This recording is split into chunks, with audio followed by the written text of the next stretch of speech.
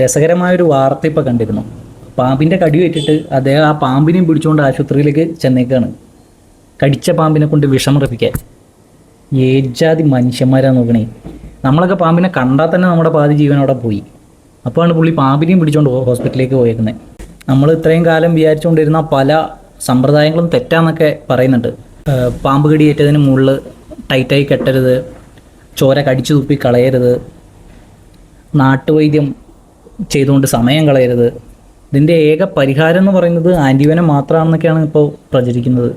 അതിൻ്റെ ഇടയിൽ വാവാ സുരേഷിനെ പോലെയുള്ള ഒരു ഉപ്പുകളൊക്കെ കുടിക്കാൻ പറയുന്നുണ്ട്. അതിൻ്റെ സത്യാവസ്ഥ നമുക്കറിയില്ല.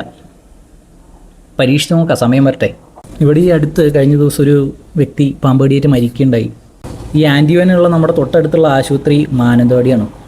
ഈ ആൻറ്റിവെനം സൂക്ഷിക്കാൻ എന്തൊക്കെയോ നൂലാമാലകൾ, അതിന് പ്രത്യേക സജ്ജീകരണങ്ങളൊക്കെ വേണമെന്ന് എപ്പോഴൊക്കെയോ ചർച്ച ചെയ്തതായിട്ട് ഓർക്കുന്നുണ്ട്. അതിൻ്റെ എക്സ്പയറി ഡേറ്റ് വേഗം കഴിയുമെന്നോ അതിനുവേണ്ടി ഒരുപാട് സജ്ജീകരണങ്ങൾ വേണമെന്നോ എന്തൊക്കെയോ പ്രശ്നങ്ങൾ അന്ന് ഒരു വിവാദമായ സമയത്ത് ഇങ്ങനെ പറഞ്ഞു കേട്ടിരുന്നു. അപ്പോൾ ഇതിനൊക്കെ മറികടക്കാനാണ് നമുക്കിവിടെ ഒരു സിസ്റ്റം നിലവിലുള്ളത്. നമ്മുടെയൊക്കെ തൊട്ടടുത്ത ആശുപത്രികളിൽ, നമ്മൾ ഓടിച്ചെല്ലുന്ന ആശുപത്രികളിൽ ഒരു അത്യാഹിതം വരുമ്പോൾ അവിടെ ആൻറ്റിവെനം ഉണ്ടാവുക എന്നുള്ളത് നമ്മുടെ ആവശ്യമാണ്. Just A thought. എന്നാൽ പിന്നെ ഓക്കെ.